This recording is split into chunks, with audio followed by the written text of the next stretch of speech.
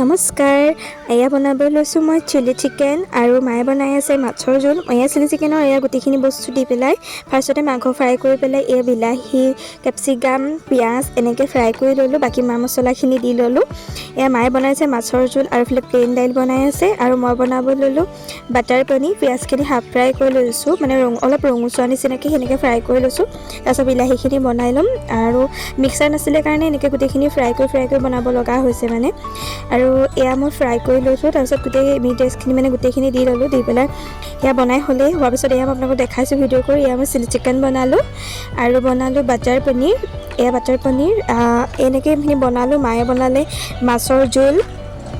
দেখিছে নহয় আপোনালোকে মই আপোনালোকৰ ৰেচিপি দিম আপোনালোকে খুজিব খালি মানে কমেণ্ট কৰিব মই আপোনালোকক দিম এয়া লেবেলাৰ চব্জি হয় মানে মিক্স চব্জি এটা থাকে যে সেইটো বনালোঁ আৰু আপোনালোকে কি বুলি কয় ক'ব চব্জিটোক তাৰপিছত এয়া টেঙা তাৰপিছত এয়া জ্বলা চব্জি বেঙেনাৰ সৈতে আৰু এয়া চালাড এইদৰে আমাৰ প্লেটখন ৰেডি কৰিলোঁ এয়া আপোনালোকৰ প্লেটখনো অলপ চলপ ভিডিঅ' কৰি ৰাখিলোঁ আৰু এয়া যাবৰ সময়ত বৰ্তাহঁতক এয়া বাই বাই দিলোঁ মানে আলহী আহিছিলে আমাৰ ভণ্টিৰ লগৰ ছোৱালী সেয়া 90 ঘৰত আহিছিলে আৰু এয়া বৰ্তা এয়া আপোনালোকক দেখালোঁ আজিলৈ ভিডিঅ'টো ইমানেই